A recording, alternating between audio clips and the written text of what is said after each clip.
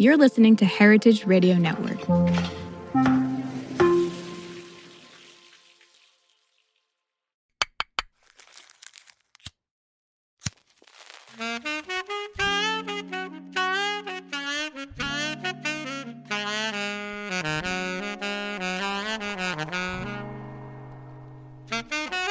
Hello and welcome to another episode of Jazz Cabbage, a show all about demystifying cannabis through a culinary lens. I'm your host, Chala June, and today I'd like to start the episode off by paying homage to perhaps the most iconic and infamous cannabis treat in the world, the pot brownie. The culinary origins of the pot brownie as we know and love, or loathe, can be traced back to the year 1954, when Alice B. Toklas, life partner of renowned writer Gertrude Stein, wrote her best-selling work, The Alice B. Toklas Cookbook.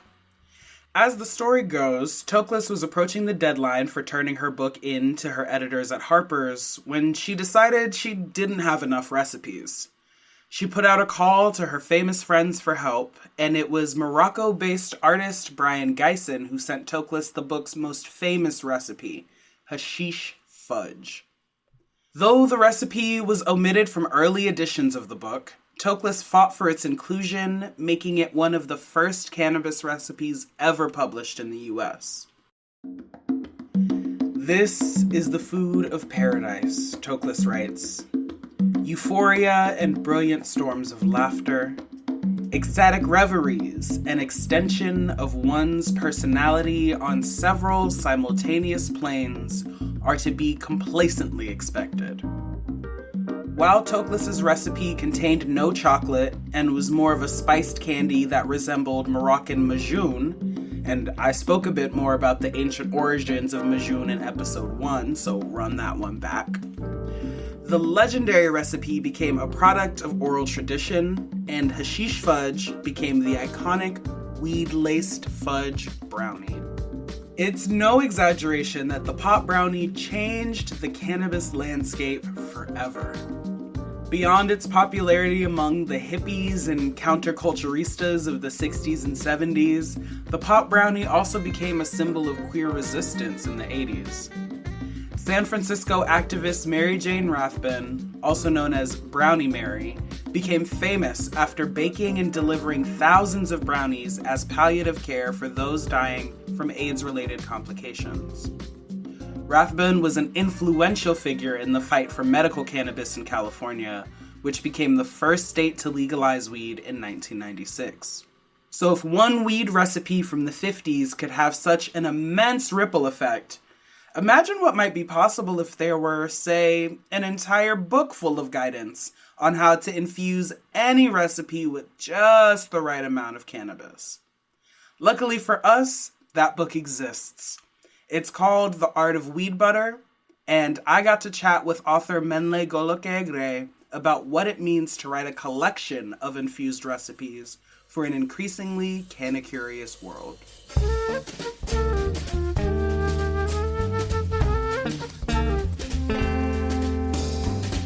Mennlay, welcome to Jazz Cabbage, and thank you so much for joining me today. Thank you so much for having me, first of all. I'm very excited to be here, and I think the intro was perfect. I appreciate that. I'm really thrilled just to be able to chat with you in general as an incredible Black woman in the cannabis scene, as someone who's written this incredible book, but also just as someone who has really inspired me in my own writing practice in a lot of ways. So to give the audience a little lore, Mennlay, you and I first met this past April through a really incredible workshop you did with Writers Club, which is a fabulous BIPOC writers community that every single writer of color who's listening in should check out. Shout out to them. And the workshop was all about infused writing and how to intentionally incorporate cannabis into your writing routine. And obviously, as an enthusiast and as a professional stoner, I really had to tune in and see what was good. And I was so moved, not only just by the beautiful container you created for folks to feel seen without stigma as writers who also consume, but I also really left that workshop with a better understanding of why I and why other folks like me really gravitate towards cannabis as this incredible creative tool. So the first question that I have for you is, when did cannabis first become a part of your creative process? And how have you grown creatively through your relationship with the plant over the years? That's a great question. And I'm kind of like screaming, hyperventilating over here because that workshop, infused writing, it felt a bit like it was a joke, like too much. It felt like a jest in a way. And so just hearing that you were able to take something from it means the world to me. So I just want to say that. And I think one of the biggest aspects of even feeling the way that I do is just tied to the stigma. And we'll probably talk about that more throughout our chat, but it's just kind of underlining that. But despite the stigma, oh my God, my journey, it's, as an entrepreneur, I think in the cannabis space, this started about 20 years ago after graduating from journalism school and kind of packing my bags and moving to Humboldt County, which is at the very tip of Northern California. You might know of it, but I guess not everyone does. And I say all this because it was the mecca of cannabis in the US. And that's where I learned to cultivate. That's where I learned about genetics and really just went headfirst ad hoc into the industry and professionally grew cannabis for some time. And so it's interesting to think of that being my foundation, right? And then kind of having to shift and pivot, which is a common theme in the cannabis industry as well. You know, that shifting, Sure is. That that pivoting, that dancing, if you will. After about 10 years of cultivating professionally, long story short, I had to retire because a neighbor, when I lived in the Bay Area, threatened to call the police on my indoor scene, which was technically legal under Proposition 215, but I basically had to shut down that scene just to protect myself legally. Oh, goodness. And the career shifted. And I had to lean back onto, I think, my writing background. And at the time I was doing blogging, I was helping a lot of friends who were in the plant touching aspect of the business sort of talk more about their story with cannabis and help them create stories, storytelling, marketing, if you will, but in a more intentional space. And so that was kind of where things shifted and transitions to being a consultant and an advisor and now a culinary enthusiast. It's been a windy road, is what I could say. I can definitely relate to the pivots. There are so many pivots that happen across cannabis. People pivot in, people pivot out. With my own background as a food journalist, I really pivoted in and saw this incredible, rich world that existed at the intersection of food and cannabis that I felt wasn't being given not only enough attention and intention, but enough respect as a legitimate form of culinary storytelling instead of just another way to get stoned. And that's part of what really, really excites me about your work and about your book. But before we get into the book, I would love to talk about your background. So you also come from an African immigrant family. I'm Congolese. We're in the thick of it. And as Africans, our families and our elders can tend to have an unwaveringly negative perception of cannabis, even though it's been cultivated on the continent for over 1,000 years. Did you experience any sort of familiar or cultural pushback to your work when you started working with cannabis? You know, for the first part of that decade, it was under the cover. It was very confidential. Not many people knew about what I did. I had sort of moonlighted mostly as like a blogger working for an interior design brand. That's the real tea. And had to really use that as a front for what I was actually doing. And it wasn't until coming into the culinary aspect of cannabis that I noticed a lot of friends and family, or particularly family members, those from Ghana and Liberia and even in the US, they were coming around slowly. They had slowly started to hear more about herb and about applications that are, through food, through simple ways of eating. And we love to eat. West Africans, we know food so well. Like that culinary space is also, I think, an undersung goat, if you will. And so while the stigma was there, and even to this day, I still feel like the black sheep who's the weed girly, despite I think a lot of things that, despite being 41 years old and having a robust career, it's interesting. But again, I love how they've come around throughout the years. And I think that's a reflection of what we're seeing globally and just within our own communities. Yes, and just how this global mentality around cannabis is really opening up and perceptions are shifting. And it's also funny too, because in my African family experience, people will kind of talk down to what you're doing until you start making money off of it. And then they're like, oh, okay, I see what you've got going on. They're like, okay, you want to be a writer? Cool. Sure. And then you make money and they're like, look, it's my family. And I'm like, okay, we're here. We got it. But now you're based in Mexico City, which has its own vast and rich culture around cannabis, as well as its own layered stigmas. I mean, like, I personally, these days, have really stopped using the word marijuana too casually after learning that the term was really popularized here in the US to stigmatize weed as a harmful, quote unquote, Mexican drug. So I'm really curious as to how your connection to Mexican culture has informed and shaped your personal relationship to weed these days. Yes. Oof, that is so good. I'll say this, the intersections in everything, which I wholeheartedly attribute to being a cannabis consumer and a fan, because my endocannabinoid system is always like activated. And in that activation, I'm constantly thinking about how things are connected. And for me, I'm just a curious person, I guess, hence like my foundation in journalism school and always trying to connect the dots. That curiosity really helped me understand Mexican culture surrounding cannabis. But again, that through line to it being an African and Asian herb and like sacred herb, I guess, if you will. And so in learning more about how a lot of abuelas will have a cannabis leaf infused into tequila or even mezcal. And that's just commonly known. It's on top of the refrigerator. Everybody knows you get some if you're feeling sick, if you're ailed.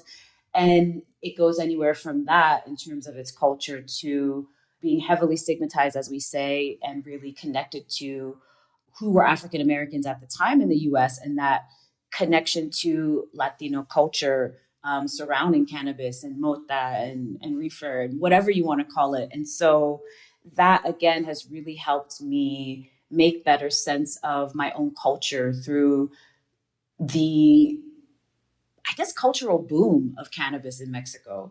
I think what is a little known, but maybe morbid or sad, really somber fact too, is that throughout a lot of the first stages of colonization, when the Spanish came, they brought hemp with them. A lot of it was through the sales, but they also wanted to start cultivating it so they could use it as a textile. But once they found very native peoples to the land here using cannabis and cultivating it in a way where you had more psychedelic effects, it wasn't used just for textiles.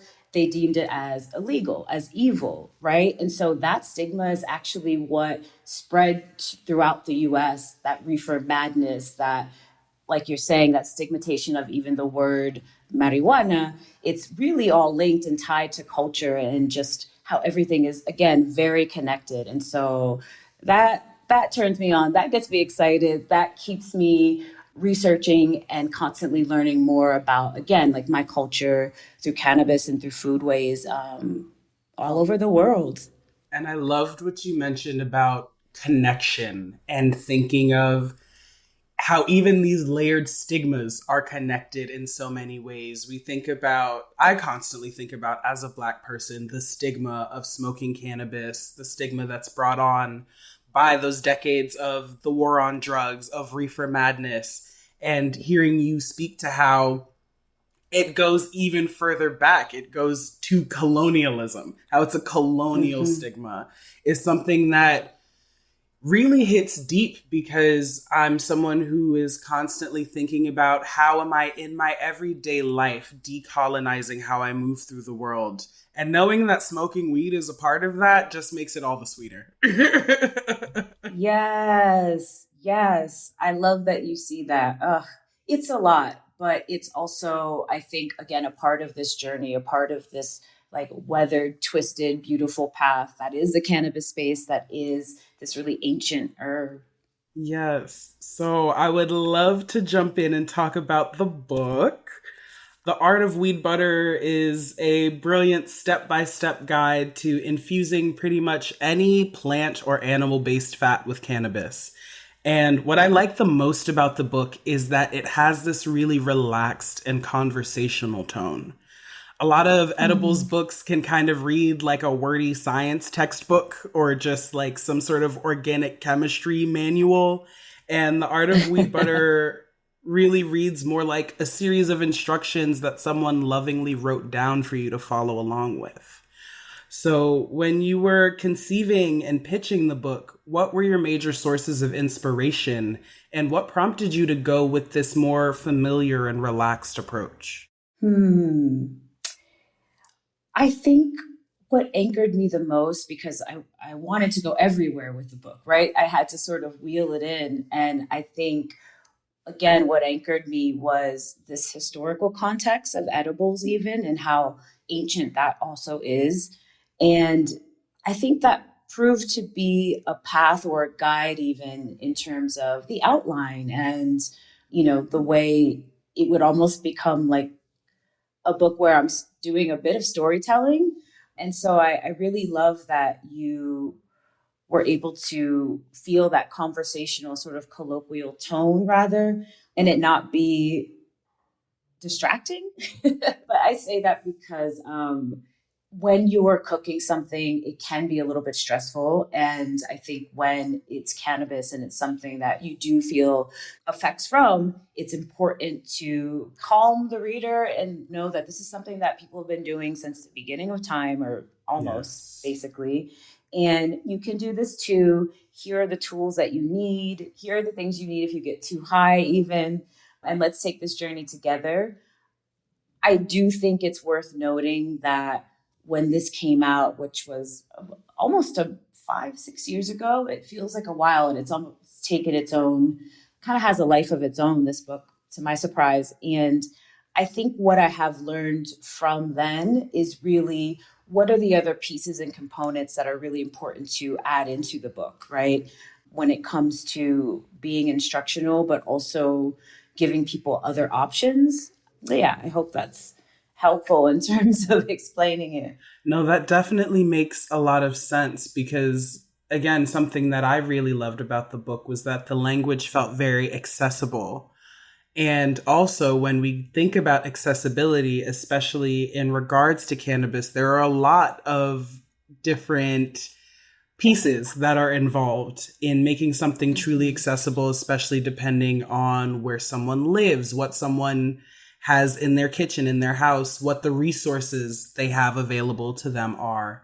So I would love to hear you speak to what accessibility in regards to cannabis really means to you, and how that was kind of weaved into the process of your writing. Yeah, I think, canna-infused dishes sort of offer a very unique advantage in making weed accessible, particularly to low-income individuals, folks of minority communities, seniors especially. And that's hand in hand with affordability. I think just having an ease of use, discretion is really good, just having that discrete component, having control over dosages. Again, the affordability, I think that's just so huge. Those components really, for me, make edibles, infused dishes, if you will, just the best alternative, I think, in terms of people who are trying to think of their lung health, just purchasing things. It just feels like it's an access point that we all individually can reach to. We eat every day, hopefully, right? We have access to food, and that's something that we can nourish ourselves with and also turn to if we need it for any medical purposes. And recreational. And recreational. I won't leave that out. And I absolutely agree, because I feel like culturally we kind of have this inherent understanding of food, especially certain foods, as medicine. You have a cold, you make chicken noodle soup. You're trying to bulk up at the gym, you eat things with more protein, or things for post-workout, certain things like that. And there is this understanding we are able to form around cannabis, especially as we continue to get more of the cannabinoid science, especially as we continue to get more information about our own endocannabinoid systems, where we're able to make these sort of holistic decisions about, okay, how am I going to incorporate cannabis into my wellness routine and do so through my food, which is already a regular part of my wellness. And that's something that really makes me so passionate about this intersection of food and cannabis, because like you said, there are so many different points of entry, and especially culturally, people can approach this. And especially with a book like this that gives you really the building blocks of how to infuse a butter, how to infuse an olive oil, how to infuse a coconut oil, and then use that in whatever application feels culturally appropriate for you and culturally accessible for you as well. That's something that I really, really admire about how the book is laid out, is it gives people more so than just telling them exactly how to make an incredible infused dish. It gives them the understanding around why we are infusing, where this history comes from, where the impetus to even put cannabis in food comes from culturally. But to talk about the actual recipes, because you've got some hitters in here. The book incorporates a number of cultural influences, including dishes like West African fried chicken, summer squash lasagna, shrimp and grits, guacamole magico.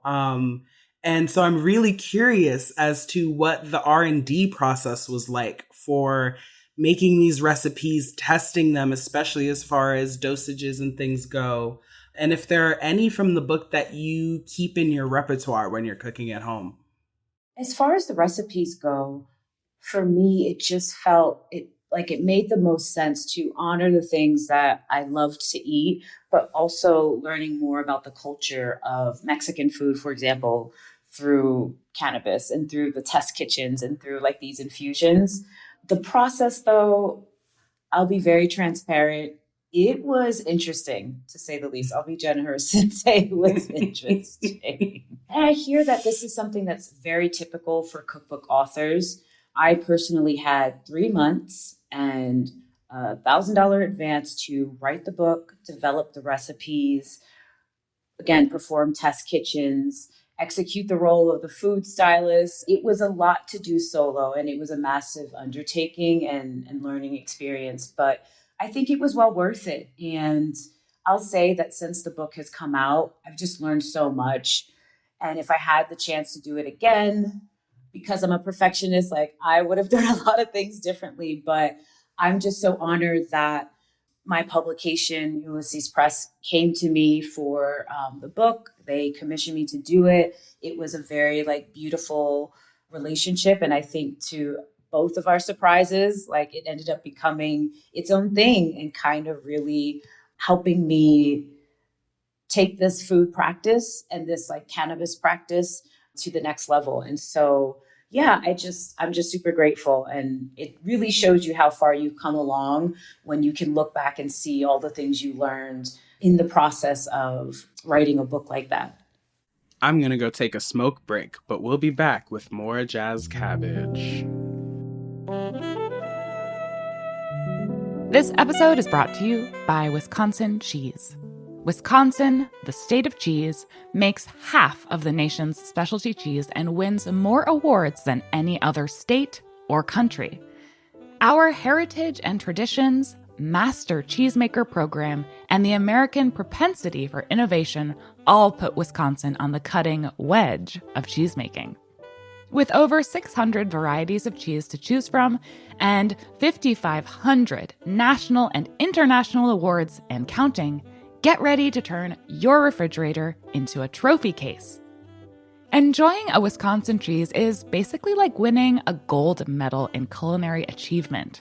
Set your mind at cheese. When you bite into a wedge of Wisconsin Wonderful, you know it is made with the ultimate skill and passion possible.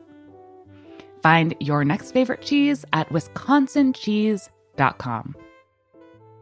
Welcome back, my little cabbages, to more Jazz Cabbage. I am shocked to hear that you were doing all of the styling and everything yourself, because that is someone's whole full-time job. That is a whole position that exists. Full-time job. And it's fun. I wish I could have done each thing separately. I mean, it did it with the love like behind it, but I could have done a lot better had I had some professional help. So yeah, anyway, just a little tidbit, just a little tea. As an outsider, I think you did a great job. There are a lot of really gorgeous photographs in the book. I think of that just lead picture of the stick of butter with the little nugs around it all the time. It's just so pleasing to my eye to look at. And I'm curious if there are any recipes that you really wanted to be a part of the book that didn't make the final cut. Yes, and I haven't even thought about that in such a long time. That's a great question. Okay, so one of the recipes that didn't make it in was called pescado a la veracruzana, basically like a fish prepared in a traditional way from the state of Veracruz here in Mexico. And that state is one of the first that actually saw enslaved people come into Mexico. So that was kind of the pathway in which that happened around like 1519. But the reason why I didn't put that recipe in was because I didn't think that I perfected it or like got it to a place where I felt proud and I was able to showcase it in a way that it deserved. You know, I'm not from there. I'm obviously like an Afro descendant, but I'm not Latina, and I didn't want to, I don't know, appropriate the dish, I guess, in a way that was rude. But I've since cooked it quite a bit and even made a few sort of changes in terms of the sauce and even omitting certain things that are traditionally used in there. And so I would do it if I had the chance. Maybe I'll try to work on something for you. That honestly sounds so good because I love a fish anything. And also I definitely understand you not wanting to feel like you were doing it a disservice or injustice or appropriating, because then also, unfortunately, the internet probably would have eaten you up. Like, nobody's getting free passes on the internet when it comes to recipes these days. And so I've been seeing a lot of... It's hard out here. It's really hard out here. One of the things that has been bringing me a lot of joy lately has been Mexican, like grandmas, like abuelitas, watching Rachel Ray trying to make Mexican food and just commenting on how horrendous a lot of these dishes look. So the internet does find everything at some point. So that was probably a good call. That was probably your spirit being like, okay, maybe not yet. You know what? They come for me every once in a while, and I'm just glad that I averted that one. So. But it's about the respect. It's always about the respect. And it's just such a delicious dish. Like I want to make some when we're done talking. Oh, yes. I'm already getting the munchies just sitting here. I haven't even smoked yet today. And as you mentioned, in the 5-6 years that the book has been out, the art of weed butter has really taken on a life of its own. And as a cannabis cookbook, it was incredibly well received by mainstream publications like Bon Appetit, The Washington Post, and Vogue. Were you worried at all about how the book would be received once it was out in the world and it hit the shelves? Woo! I was worried about it, but I also, this is going to be terrible to say, but again, I think it's important to just share that I just felt like nobody would even care or notice it. I was just like, you know what? I did this project praise Jah, it's over. Like, I'm tired of editing. I'm so happy it's done. It's out in the world. And I sort of like the African aunties would say, I wash my hands of it. And so Right. to my surprise, I was floored and honored that anyone would read it, from the Washington Post, from Vogue, etc., all the places you named off. It just felt like it was a beautiful way of validating, sure, this cute little cookbook with the pink cover, but also the cultures that I try to highlight. And I think the communities and care that I wanted to show towards like cannabis, my first love, my true love. And so I was really grateful to that reception. I think it's really beautiful that you speak to the care that went into it. I mean, baffling to me that you thought nobody would pick it up and read it. That's crazy. But I mean, I know. I was just tired. I was associating. It was over. No, as a writer, I heavily relate because I'm like, okay, we're hitting send and we're never thinking about this ever again. It's been redacted from the memory. It's been wiped like I'm Will Smith in Men in Black. It no longer exists in my brain. So I do relate on that front too. But there's so much care in it and so much intention, not only in the recipes and the history behind them, but in just how you frame this conversation around cannabis and food. And in the introduction, you include a quote from a book that I consider to be one of my Black food Bibles, which is The Cooking Gene by Michael Twitty. Yes. And I'm going to read the quote that you included here. In the book, The Cooking Gene, A Journey Through African-American Culinary History in the Old South, the dazzling food historian, chef, and author Michael W. Twitty reminds us, many of our most pungent memories are carried through food, just as connections to our ancestors are reaffirmed by cooking the dishes handed down to us. And then you go on to say, the beauty is that food takes no political sides. It's fair, blameless, and is one of the driving forces connecting us to our ancestry. And that particular passage honestly gave me chills, is giving me chills just reading it again. I'm getting chills. I wrote that. You did. I know you redacted it from your memory, but you wrote that. And it really hits deep, both Twitty's words and yours, especially for me as someone who identifies as a culinary spiritualist, as a child of the diaspora, and also as a beneficiary, we could say, of displacement trauma on both sides of my families, in Congo and also in the US. Do you see this marriage of cannabis and food as means for encouraging healing around generational traumas for BIPOC and specifically Black folks? Absolutely, 100%. It's the driving force behind, I think, a lot of the work that I do is to self-heal and self-soothe. And through this understanding and learning and researching, I'm learning more about our cultures and also the cultures of so many other indigenous people, period. And when you read that passage, I jokingly say, I forgot. I did, but hearing you read that back, I remembered and I recalled connecting those dots in that moment, right? And just reading Michael W. Twitty's book and just feeling this profound click that, okay, this is a way to help me heal. I'm someone who likes to listen to spirit, if you will, maybe through like tarot or oracle cards or even different other forms of tapping in. But I'm also scared because I don't want to let other spirits in that aren't my ancestors. And so I tend to avoid like opening that portal. And I hope I'm not getting too like heady or hippie or whatever with it. Oh, but this is a woo-woo podcast. Please feel free. Okay, yes.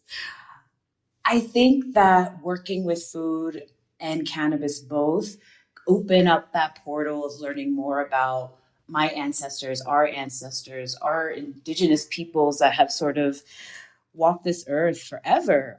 That is a portal to them. And I think that is a safe portal and one that does feel very apolitical and nourishing and sort of blameless. I just really appreciate you calling that back because it's a very potent memory in time and reminder of the work that I do. And it's just so beautifully laid out right there. As you said, that food is not inherently political. It's really just this energy. It's an energy, and it's a source of energy that connects us to ourselves in this present moment. Because in this present moment, you're like, okay, I'm hungry, I need to eat. But also connects us to our past selves, our ancestral selves, our past knowing. And something that I always find beautiful about food work in general, and especially about works by authors like Michael Twitty, like Verda Mae Smart Grosvenor, who are some of my big inspirations, is that they really speak to this power that food has to transport you through time and place. We can be on the ground here in North America, eating a certain dish, and really be nourishing spirits back in Africa, back pre-colonialism, back in these ancestral ways that we may not have physically experienced, but something on a cellular level within us really resonates with these things that we're ingesting, that we're digesting, that we are communing with, because food is this ultimate form of communion. Something that drives a lot of my work is the concept of Sankofa, of looking backwards to gain that information and that knowledge and that egg from the past as you move forward, so that you can move forward and complete this circuit, this circle of history. And in thinking about that and thinking of being informed by the past as we pave the way for the future, I would love to know what your wildest dreams are for the future of infused home cooking, whether that be more recipes and books by yourself, whether that be greater access to cannabis in low income and historically disenfranchised communities. What do those dreams look like for you? Oh, the dreams. They look a lot like both of what you said, but I think another element that's become more important to me, or that I've become more passively passionate about, is just how we can elevate, I think, this craft, especially when it comes to cannabis chefs, to a level of respect and recognition that really mirrors the, I guess you could say, finer traditions of gastronomy and, the study of foodways.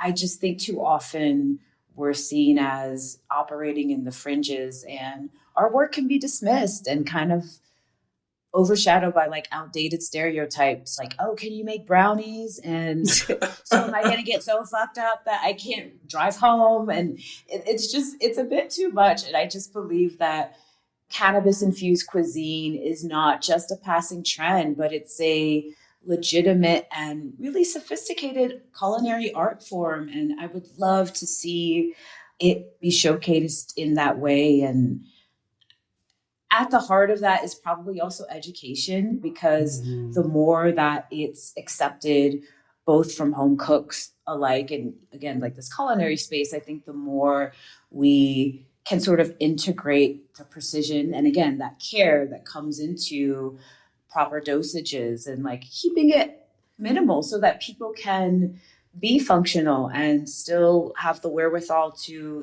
do the things that they want to do in their lives with their lifestyles. And that has a little bit to do with learning more about cannabinoids and learning more about different strains. And again, learning more about the foods and other herbs that are so indigenous to various cultures. I think that is going to really help push the stigma and really kind of transform things.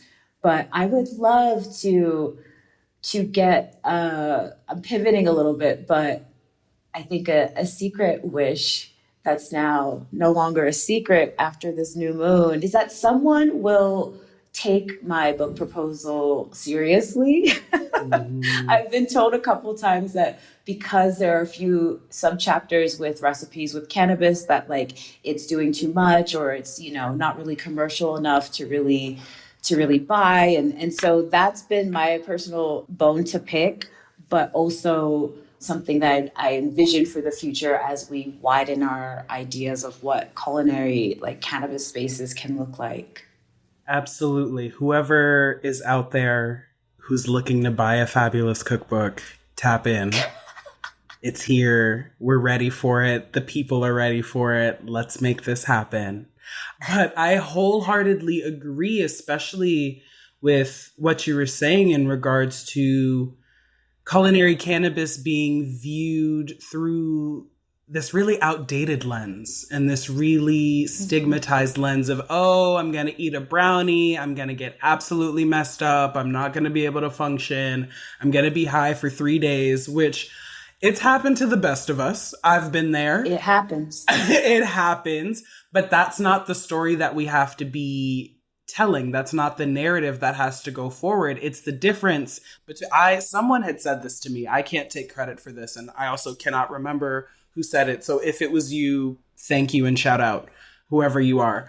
But someone had said the difference between eating, a high dose infused brownie and a low dose intentionally crafted meal is the same difference between having a cocktail that was beautifully made, that has, an ounce or two of whatever spirit you like and agrees with you, and taking shots of Everclear.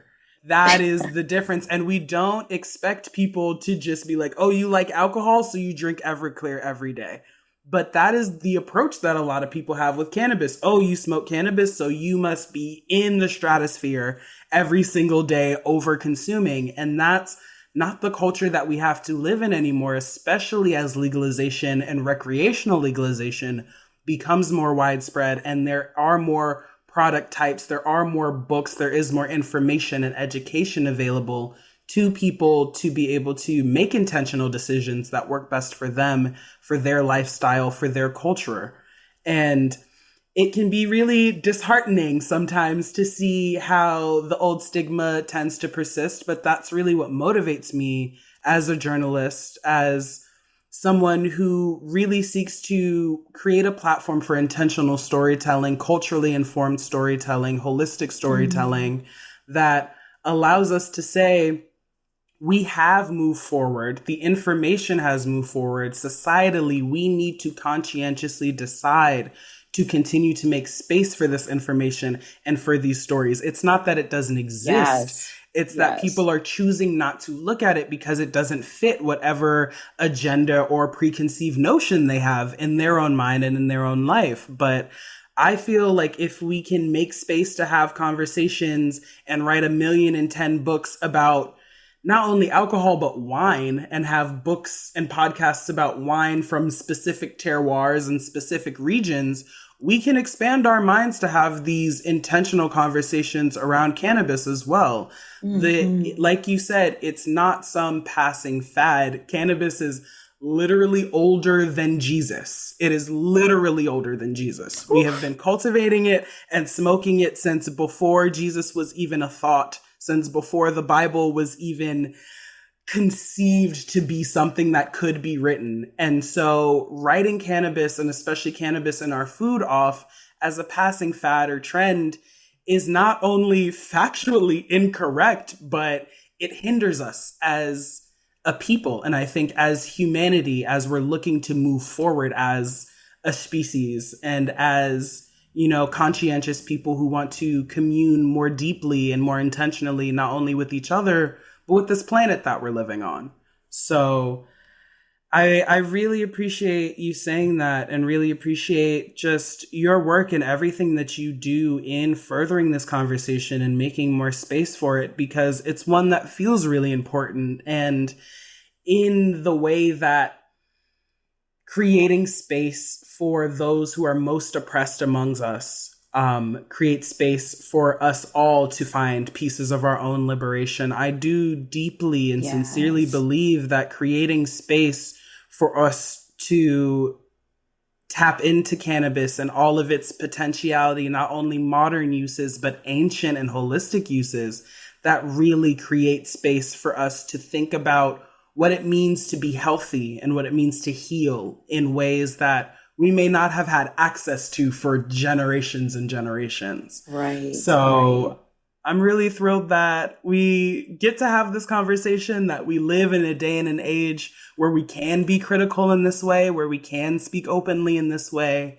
And I'm just really excited to keep having these conversations. And I really just want to say thank you for not only your work, but for everything you've brought to this conversation and to the cannabis space over your, like you said, 20 years in the field.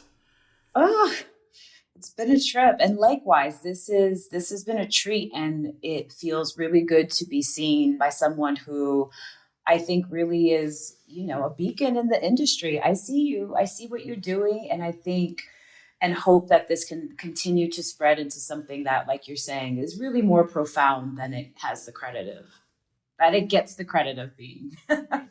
Thank you. That really means the world. And as we wrap up, I just want to ask, what are you working on these days, whatever you can share, and where can our listeners find you? Sure. So I'm currently working on two things. I'm starting to send my proposal back out to different publications. I took a quick pause to lick my wounds. And in that moment, I think it was really fun to start a Substack. So I actually ended up just starting a Substack so that I could be able to put some ideas that were more current, or just felt that I was really excited about, that I just wanted to get out there into the world. And so it is called Taste Bud. It's a Substack that's a weekly recipe newsletter, but I also like to add some hot takes. I like to add in a little bit of spiciness, some sexiness, some history, and it's been a lot of fun. It's obviously infused with cannabis, but there's just so much more there. And I obviously would love subscribers, but also just want anyone to be a part of the conversation if they feel the need to. Amazing. And I have been reading the Substack. There's some really great stuff in there. Everyone should go ahead and hit that subscribe button, because there's no reason not to. Mennlay, thank you again for joining us on Jazz Cabbage, for bringing everything, for bringing all of you to this conversation. And I'm really excited to keep these kinds of conversations going. Thanks so much for having me. I appreciate it. Thanks so much for tuning in. Check out our show notes to learn more about our guests and other cannabis resources. Jazz Cabbage is produced by Taylor Early, H. Conley, and me, Chala June. Sound design and mixing is by Sam Gerardi. Jazz Cabbage is powered by Simplecast. Jazz Cabbage, hosted by Chala June, is a production of Heritage Radio Network. Food radio supported by you. Keep in touch at heritageradionetwork.org/subscribe. For more Jazz Cabbage shenanigans, find us on Instagram at JazzCabbagePod. If you want to drop me a note, you can write to the pod at jazzcabbagepodcast@gmail.com.